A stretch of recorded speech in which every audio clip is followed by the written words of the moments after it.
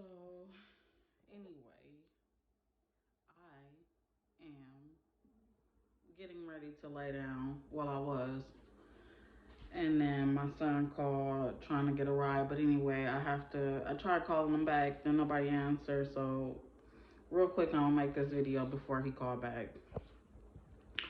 But anyway, so I'm getting goosebumps just thinking about it. But I was in traffic yesterday. Um, Yesterday morning on my way to work, and I seen one of the drivers from the rideshare program from my old job. I used to do a rideshare program where they take you to work, they drop you off, and they pick you up. It was an hour drive to and from work. Anyway, they were making maybe $17, $18 an hour, but it's it's 10 it's a 10-hour shift, and it's an hour there and it's an hour back, and they take you an hour early, and depending on what time they make it back to pick you up, you might not get home till 8, 9, 10 o'clock at night. So they basically paying you to give up on life. They are paying you for 14 to 15 hours out of your day. That's time you could be, working on your goals, working on your dreams. That's time you could be working on a new hobby. That's time that you could be spending with your kids, your family. That's time you could be spending at school, you know. And I'm not saying that it's not a good job, because for some people, they love it. They don't mind being there all day. I mean, you leave when it's dark and you get home when it's dark. Something about that just didn't sit right with me. So anyway, I didn't last that long. I'm not there anymore. But I wanted to tell this story about, fear and how it can consume you. Um, and at some point, fear becomes anxiety. So anyway, I used to have really bad anxiety, especially when I was young. Like, I was scared to go outside. I was scared to walk down the street. I was scared of my own shadow for no reason, you know. And people will speak fear into you without even knowing, unconsciously. They pass fear down from generation to generation, to where you don't want to do too much of anything. You don't want to, really go anywhere. You don't want to really, take a risk. And it's like, if you don't, you don't really get to go anywhere. If you, without taking a risk, you don't take flights. If you don't take a risk, you miss out on a lot of opportunities. You miss out on memories. You miss out on growing, because in some ways that can stop you from prospering in life. It can stop you from growing. But yeah, so I used to go through spurts of anxiety, for years. My teenage years, I spent most of my time locked in my room. And everybody's like, oh, well, that's normal. But I didn't tell people how afraid I was, how scared I was to even walk down the street. I didn't talk about it. I just act like it didn't happen. And they're like, well, what's wrong with you? Oh, nothing, I just really like my room. I was really scared. So as I got older, I started to come out of my shell. I started dating, and I felt safe. I felt safe enough to go outside as long as I had someone with me, which is cool. But then again, you are restricting yourself to, oh, I can't do anything if nobody comes with me. And sometimes they don't want to go. Other people don't always want to go where you want to go, when you want to go. Sometimes you just have to do it on your own. and really get to experience life on your own, nobody's going to be with you all the time. We're all born alone. 9 times out of 10, we're going to die alone. Um, but that's another story. But anyway, so I had that job, you know, when was this? Last year? Yeah, last year. And working out of town. And I was okay with it at first because I didn't have to drive. So I'm like, ooh, I don't have to drive. I don't have to worry about, having anxiety about going too far. Um, because usually when I drove, I didn't drive at night. I didn't drive too far either. I would work maybe 5, 10 minutes away so I didn't have to go too far because of my anxiety being through the roof. I'm like, well, I'm not driving 20, 30 minutes to work. I'm not even driving, 17 minutes. But I realized that I was restricting myself, you know, and I would only go to certain places, like if it's up the street. So I didn't get to experience a lot. So, anyways, it was an hour commute there to work and back. And a couple of the times I realized that these drivers were, some of them were just as scared as I was. They had anxiety too. And it's like, and I'm letting them drive me. It was like I was okay with them taking control of my life because I didn't want to be responsible. I didn't want to drive. I didn't want to go too far. I didn't want to, step out of bounds. And one of the drivers, he was real nervous, real jittery. And I talked to him for a while, to get him to calm down and let him know, everything's okay. But I was thinking about it like, if they can do it afraid, if they can do it scared, I can do it too, you know? Um, and that's one of those things where do it cautiously, do it with, regardless if you're afraid, regardless if you're scared, do it anyway.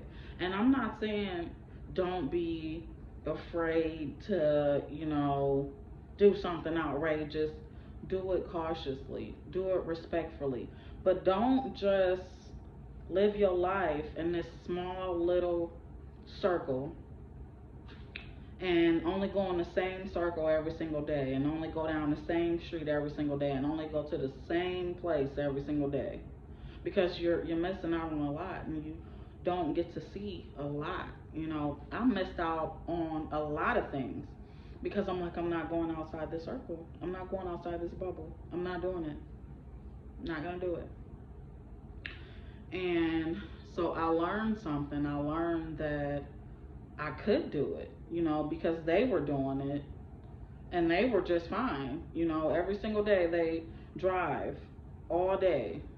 Some of these drivers drive all day, back and forth, on the highway, on the road, and they do it every day. Some of them do it Monday through Friday, but so I'm like, if they can do it, I can do it.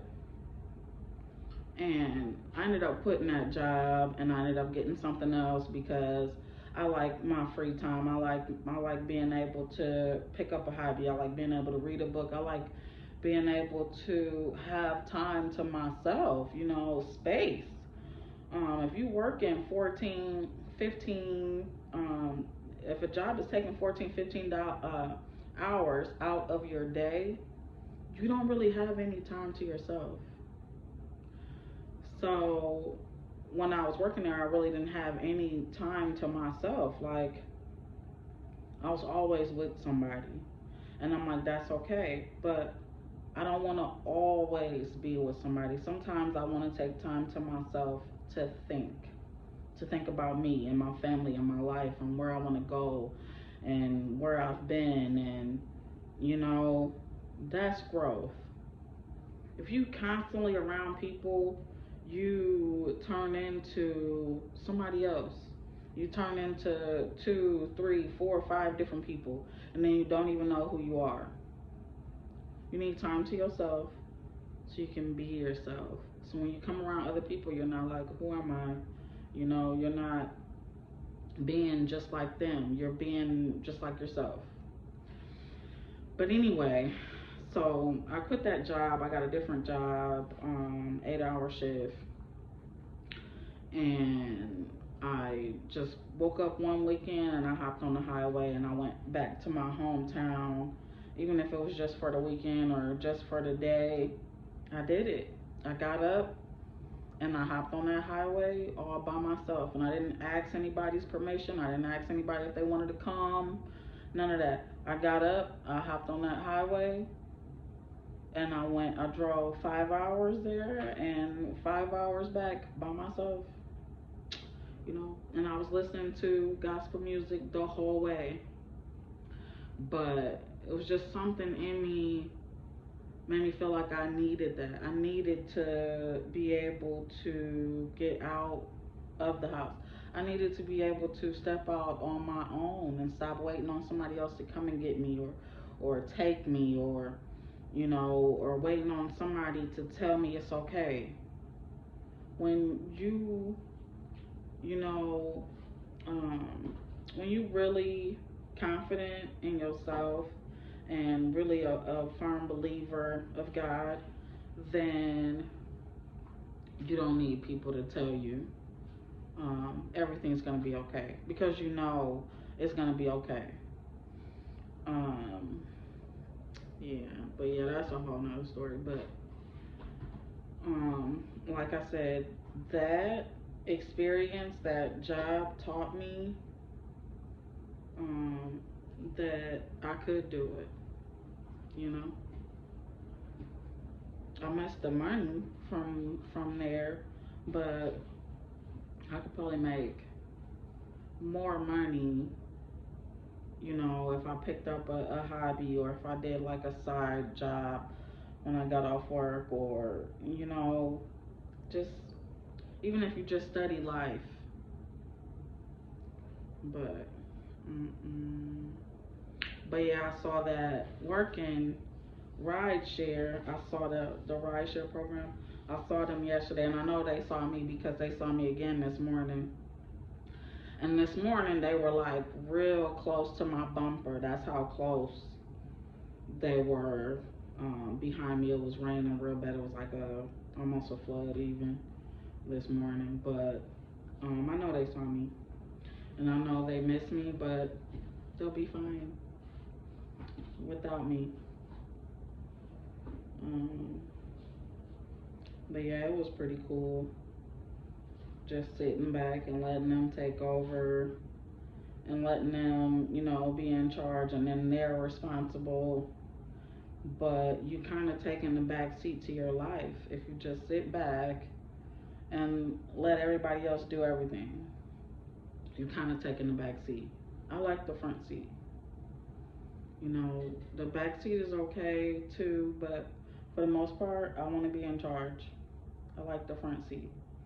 Um, well, under God, because He's really in charge. He's really the driver, but I want to be in the front seat while He's driving too.